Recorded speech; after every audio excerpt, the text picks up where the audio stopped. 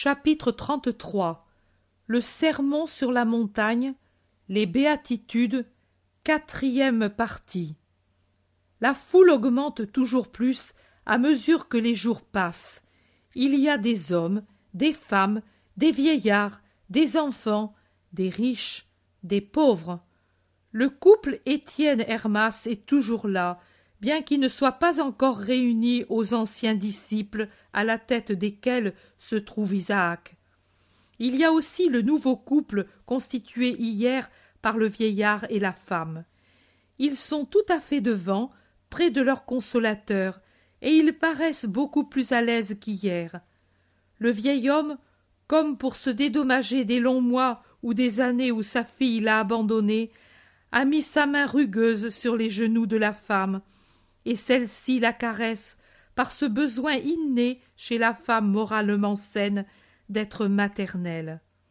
Jésus passe près d'eux pour monter à sa chair rustique et en passant caresse la tête du vieillard qui le regarde déjà comme un dieu. Pierre dit quelque chose à Jésus qui lui fait un signe comme pour dire « peu importe ». Mais je ne comprends pas ce que dit l'apôtre qui pourtant reste à côté de Jésus et auquel s'unissent ensuite Jude Thaddée et Matthieu. Les autres sont perdus dans la foule. La paix soit avec vous tous. Hier j'ai parlé de la prière, du serment, du jeûne. Aujourd'hui je veux vous instruire sur d'autres perfections. Elles sont, elles aussi, prière, confiance, sincérité, amour, religion.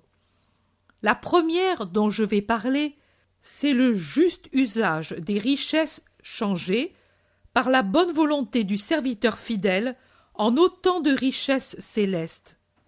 Les trésors de la terre ne durent pas, mais les trésors du ciel sont éternels. Avez-vous en vous l'amour de ce qui vous appartient? Cela vous fait-il de la peine de mourir parce que vous ne pouvez plus vous occuper de vos biens et que vous devez les laisser? Et alors, transportez-les au ciel. Vous dites, n'entre pas au ciel ce qui est de la terre, et tu enseignes que l'argent est la chose la plus dégoûtante de la terre. Comment alors pouvons-nous la transporter au ciel? Non, vous ne pouvez pas emporter les pièces de monnaie qui sont matérielles dans le royaume où tout est spirituel, mais vous pouvez emporter le fruit de ces monnaies. Quand vous donnez votre or à un banquier, pourquoi le donnez-vous? Pour qu'il le fasse fructifier. Vous ne vous en privez certainement pas, mais momentanément, pour qu'il vous le rende tel quel.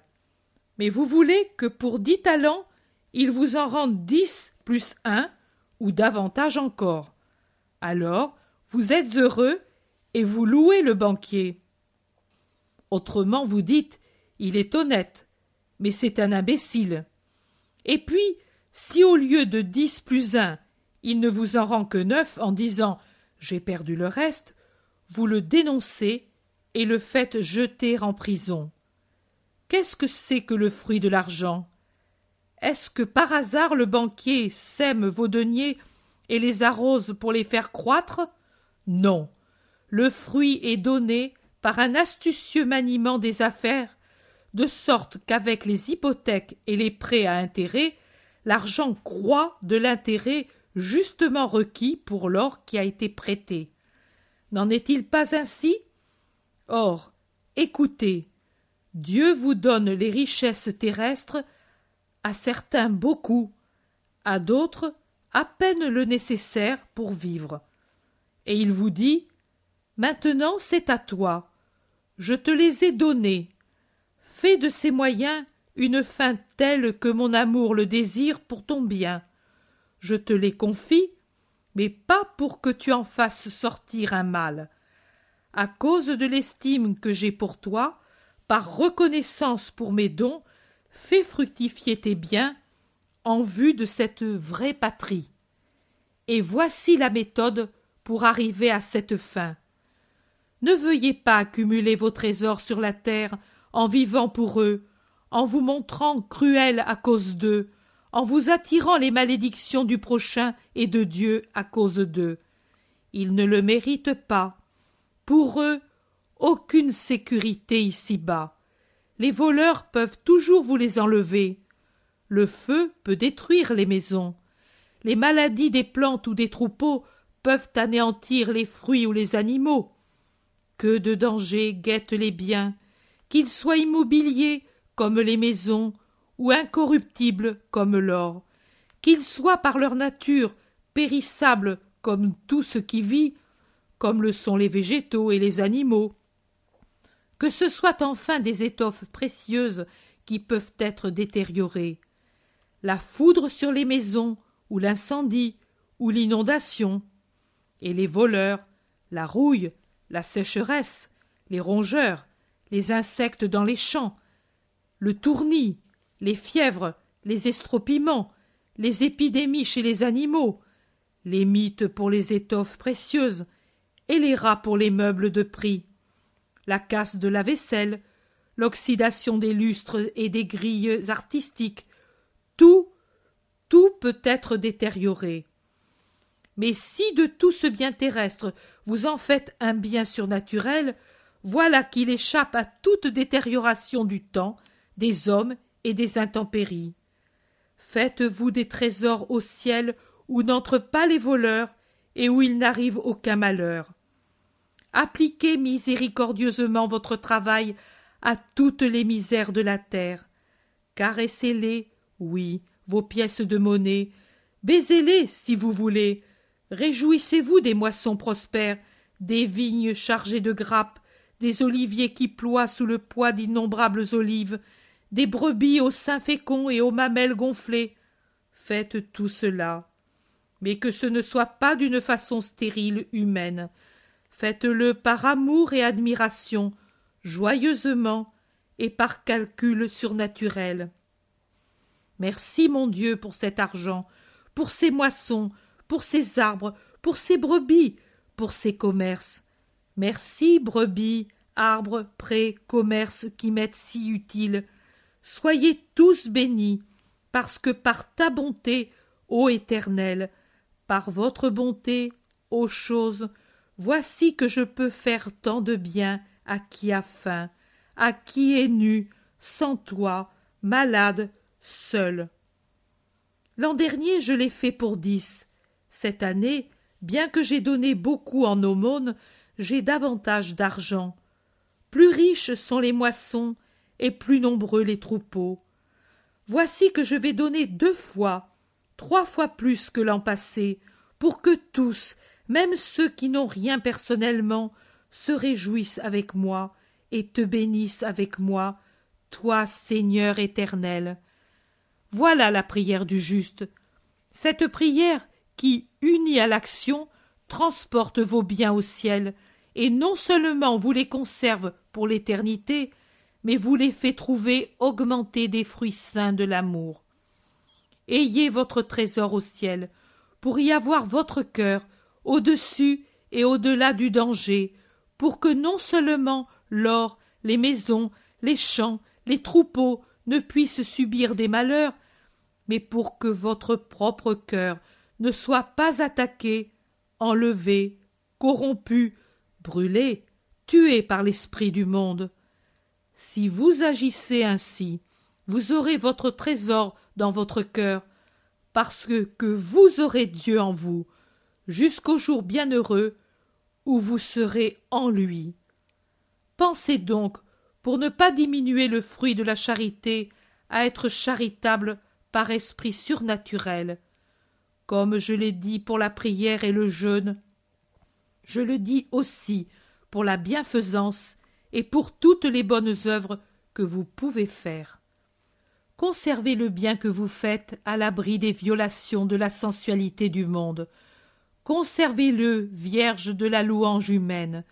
Ne profanez pas la rose parfumée, véritable encensoir de parfums agréables au Seigneur, la rose parfumée de votre charité et de vos bonnes actions. Ce qui profane le bien, c'est l'esprit d'orgueil, le désir d'être remarqué quand on fait le bien et la recherche des louanges. La rose de la charité est alors souillée et corrompue par les limaçons visqueux de l'orgueil satisfait, et il tombe sur l'encensoir les pailles puantes de la litière sur laquelle l'orgueilleux se complaît comme un animal repu. Ô ces actes de bienfaisance faits pour qu'on parle de vous! Mais il vaut mieux, bien mieux, de ne pas en faire. Celui qui ne les fait pas pêche par dureté. Celui qui les fait en faisant connaître la somme donnée et le nom du bénéficiaire en mendiant la louange, pêche par orgueil en faisant connaître l'offrande. C'est comme s'il disait « Voyez ce que je puis ». Il pêche par défaut de charité, car il mortifie le bénéficiaire en faisant connaître son nom. Il pêche par avarice spirituelle en voulant accumuler les louanges humaines. C'est de la paille, rien de plus. Faites en sorte que ce soit Dieu qui vous loue avec ses anges, avec ses anges, avec ses anges. Vous, quand vous faites l'aumône, ne sonnez pas de la trompette pour attirer l'attention des passants et être honorés comme les hypocrites qui cherchent les applaudissements des hommes et pour cela ne font l'aumône que là où ils peuvent être vus d'un grand nombre de gens. Eux aussi ont reçu leur récompense et n'en recevront pas d'autre de Dieu. Vous, ne tombez pas dans cette même faute et dans cette présomption. Mais quand vous faites l'aumône, que votre main gauche ne sache pas ce que fait la main droite, tant est cachée et pudique votre aumône. Et puis, oubliez-la. Ne restez pas à admirer l'acte que vous avez fait, vous gonflant comme le crapaud qui s'admire avec ses yeux voilés dans les temps et qui, voyant dans l'eau tranquille l'image des nuages, des arbres, du char arrêté près de la rive, et qui, se voyant lui si petit par rapport à ces objets, se gonfle d'air jusqu'à en éclater. Votre charité elle-même est un rien comparé à l'infini qui est la charité de Dieu. Et si vous voulez devenir semblable à lui et rendre votre petite charité grosse, grosse, grosse pour égaler la sienne, vous vous remplirez du vent de l'orgueil et finirez par périr. Oubliez-le, oubliez l'acte lui-même.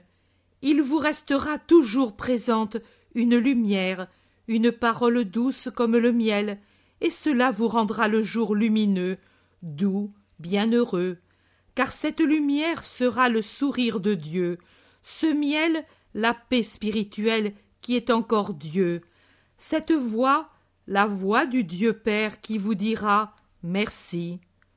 Lui voit le mal caché et le bien qui se cache, et il vous en récompensera. Je vous le... Maître, tu démens tes paroles. L'insulte rusée et imprévue vient du milieu de la foule. Tous se retournent vers cette voix. Il y a de la confusion. Pierre dit « Je te l'avais dit, et, quand il y a un de ceux-là, rien ne va plus. » Dans la foule, on siffle l'insulteur, on crie contre lui. Jésus est le seul qui reste calme. Il a croisé les bras sur sa poitrine et se tient droit, le front éclairé par le soleil, droit sur son rocher, dans son habit bleu foncé. L'insulteur continue, sans souci des réactions de la foule. « Tu es un mauvais maître, car tu enseignes ce que tu ne fais pas, et... »« Tais-toi, va-t'en, honte à toi !» crie la foule. Et encore, « Va trouver tes scribes. À nous, le maître nous suffit. Les hypocrites avec les hypocrites. Faux maître, usurier. » Et il continuerait. Mais Jésus dit d'une voix de tonnerre, « Silence, laissez-le parler !» Et les gens ne crient plus, mais murmurent leurs reproches accompagnés d'œillades furieuses. « Oui, tu enseignes ce que tu ne fais pas. Tu dis qu'on doit faire l'aumône sans être vu, et hier, en présence de tout un peuple, tu as dit à deux pauvres, « Restez, et je vais vous rassasier. » J'ai dit que restent les deux pauvres, ils seront des hôtes bénis et donneront de la saveur à notre pain. Rien de plus, je n'ai pas dit vouloir les rassasier. Quel est le pauvre qui n'a pas au moins un pain? C'était pour nous une joie de leur donner notre bonne amitié. Eh oui, tu es astucieux. et tu sais faire l'agneau. » Le vieillard se lève, se retourne et levant son bâton, il crie. « Langue infernale, toi qui accuses le saint, tu crois peut-être tout connaître et pouvoir accuser avec ce que tu sais? Comme tu ignores qui est Dieu et qui est celui que tu insultes, ainsi tu ignores ses actions. Il n'y a pour les connaître que les anges et mon cœur qui est dans la jubilation. Écoutez, hommes, écoutez tous, et rendez-vous compte si Jésus est le menteur et l'orgueilleux que cette balayure du temple veut dire. Lui, tais-toi, Ismaël, tais-toi par amour pour moi. Si je t'ai fait heureux, fais-moi heureux en te taisant, lui dit Jésus sur un ton de prière. Je t'obéis, Fils saint, mais laisse-moi dire cette seule chose, la bénédiction du vieil Israélite, fidèle et sur lui, dont j'ai reçu les bienfaits de la part de Dieu. Cette bénédiction, Dieu l'a mise sur mes lèvres pour moi et pour Sarah, ma nouvelle fille. Mais sur ta tête, il n'y aura pas de bénédiction. Je ne te maudis pas. Je ne souille pas par une malédiction ma bouche qui doit dire à Dieu « Accueille-moi ». Je n'ai même pas maudit celle qui m'a renié, et déjà Dieu m'en récompense. Mais il y aura quelqu'un pour prendre en main la cause de l'innocent qu'on accuse, et d'Ismaël, ami de Dieu qui le bénit. Une clameur fait suite au discours du vieillard qui s'assied de nouveau, et un homme s'esquive et s'éloigne, accablé de reproches. Puis la foule crie à Jésus « Continue, continue, Maître saint, nous n'écoutons que toi, et toi, écoute-nous. N'écoute pas ces corbeaux maudits, ils sont jaloux que nous t'aimions plus qu'eux. Mais en toi, il y a la sainteté, en eux, la perversité. Parle, parle, tu vois que nous ne désirons rien d'autre que ta parole. Maison, commerce, tout cela n'est rien pour qui veut t'entendre. Oui, je vais parler, mais ne vous faites pas de soucis. Priez pour ce malheureux. Pardonnez comme je pardonne, car si vous pardonnez aux hommes leurs fautes, votre Père des cieux vous pardonnera aussi vos péchés. Mais si vous avez de la rancune, et si vous ne pardonnez pas aux hommes, votre Père ne vous pardonnera pas non plus vos fautes. Et tous ont besoin de pardon. Je vous disais que Dieu vous récompensera, même si vous ne lui demandez pas une récompense pour le bien que vous aurez fait. Mais vous, ne faites pas le bien pour avoir une récompense, pour avoir une garantie pour le lendemain. Ne faites pas le bien en le mesurant, retenu par la crainte. Et puis pour moi, en aurais-je encore? Et si je n'ai plus rien, qui viendra à mon aide? Trouverai-je quelqu'un pour faire pour moi ce que j'ai fait? Et quand je ne pourrai plus rien donner, est-ce qu'on m'aimera encore? Regardez, j'ai des amis puissants parmi les riches et des amis parmi les miséreux. Et en vérité, je vous dis que ce ne sont pas les amis puissants qui sont les plus aimés. Je vais chez eux, non parce que je me recherche ou recherche mes intérêts, mais parce que d'eux je puis recevoir beaucoup pour qui ne possède rien. Moi, je suis pauvre, je n'ai rien. Je voudrais posséder tous les trésors du monde et les changer en pain pour ceux qui ont faim, en maison pour ceux qui sont sans toit, en vêtements pour ceux qui sont nus, en remède pour les malades. Vous direz, toi tu peux guérir. Oui, je peux cela et autre chose, mais il n'y a pas toujours la foi chez les autres, et moi, je ne puis faire ce que je ferais et ce que je voudrais faire si je trouvais dans les cœurs la foi pour moi. Je voudrais faire du bien même à ceux qui n'ont pas la foi, et puisqu'ils ne demandent pas le miracle au Fils de l'homme, je voudrais d'homme à homme les secourir, mais je n'ai rien. C'est pour cela que je tends la main à ceux qui possèdent et je demande « Fais-moi la charité au nom de Dieu ». Voilà pourquoi j'ai des amitiés en haut lieu. Demain, quand je ne serai plus sur la terre, il y aura encore des pauvres, et moi, je n'y serai plus, ni pour faire des miracles pour ceux qui ont la foi, ni pour faire l'aumône, pour amener à la foi. Mais alors mes amis riches auront appris à mon contact comment on s'y prend pour faire le bien, et mes apôtres, à mon contact aussi, auront appris à faire l'aumône par amour pour les frères, et les pauvres seront toujours secourus, toujours secourus, toujours secourus. Jésus poursuit. Eh bien hier, j'ai reçu de quelqu'un qui ne possède rien, plus que ce que m'ont donné tous ceux qui possèdent. C'est un ami aussi pauvre que moi, mais il m'a donné une chose qui ne peut s'acheter avec de l'argent, et qui m'a rendu heureux, en me rappelant tant d'heures sereines de mon enfance et de ma jeunesse, quand chaque soir sur ma tête se posaient les mains du juste, et que j'allais me reposer avec sa bénédiction pour protéger mon sommeil. Hier, cet ami pauvre m'a fait roi par sa bénédiction. Vous voyez que ce que lui m'a donné, personne d'entre mes amis riches ne me l'a jamais donné. Ne craignez donc pas. Même si vous n'avez pas de quoi faire l'aumône, il suffit que vous ayez l'amour et la sainteté. Vous pourrez faire du bien à qui est pauvre, épuisé ou affligé. C'est pour cela que je vous dis, ne vous inquiétez pas trop par crainte de posséder peu. Vous aurez toujours le nécessaire.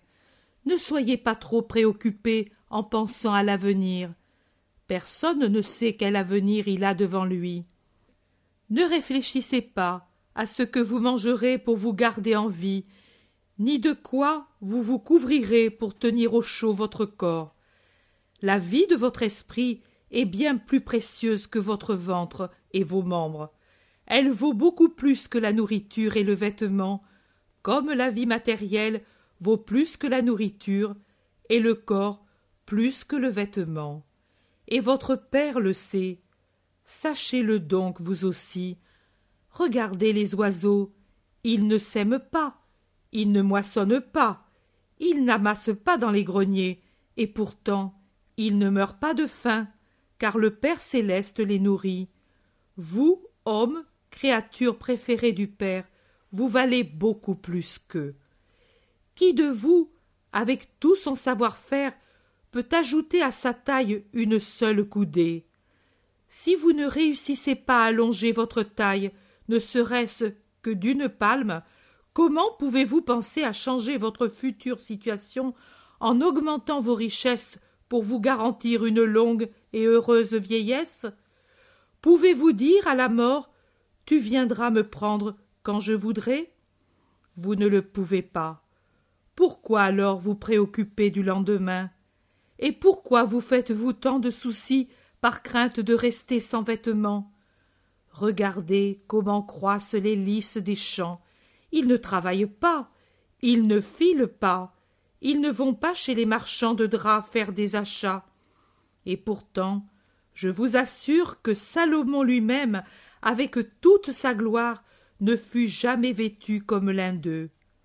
Maintenant, si Dieu revêt ainsi l'herbe des champs qui vit aujourd'hui et qui demain servira à chauffer le four ou à nourrir le troupeau, et qui devient finalement cendre ou fumier, il prendra bien plus soin de vous, ses fils.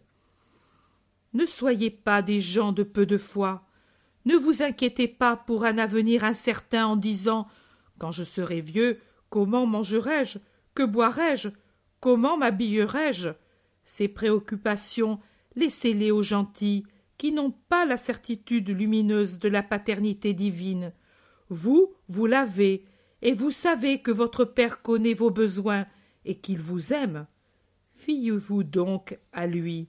Cherchez d'abord les choses vraiment nécessaires, la foi, la bonté, la charité, l'humilité, la miséricorde, la pureté, la justice, la douceur, les 3 ou 4 vertus principales, et toutes les autres encore, de façon à être les amis de Dieu et à avoir droit à son royaume. Et je vous assure que tout le reste vous sera donné par surcroît, sans même que vous le demandiez. Il n'y a pas de riche plus riche que le saint et de plus assuré que lui. Dieu est avec le saint. Le saint est avec Dieu. Il ne demande rien pour son corps, et Dieu lui donne le nécessaire. Mais il travaille pour son esprit, auquel Dieu donne, lui-même ici-bas, et le paradis après la vie. Ne vous mettez donc pas en peine pour ce qui ne mérite pas votre peine. Affligez-vous d'être imparfait, et non d'être mal pourvu de biens terrestres. Ne vous mettez pas à la torture pour le lendemain. Demain pensera à lui-même, et vous y penserez quand vous le vivrez. Pourquoi y penser dès aujourd'hui? La vie n'est-elle pas déjà suffisamment pleine des souvenirs pénibles d'hier et des pensées torturantes d'aujourd'hui pour éprouver le besoin d'y mettre encore les cauchemars des « que sera demain ?» Laissez à chaque jour ses ennuis. Il y aura toujours dans la vie plus de peines que nous ne voudrions, sans ajouter les peines à venir aux présentes. Dites toujours la grande parole de Dieu. Aujourd'hui, soyez ses fils, créés à sa ressemblance. Dites donc avec lui, aujourd'hui. Et aujourd'hui, je vous donne ma bénédiction, qu'elle vous accompagne jusqu'au commencement du nouvel aujourd'hui, de demain, c'est-à-dire quand je vous donnerai de nouveau la paix au nom de Dieu, au nom de Dieu.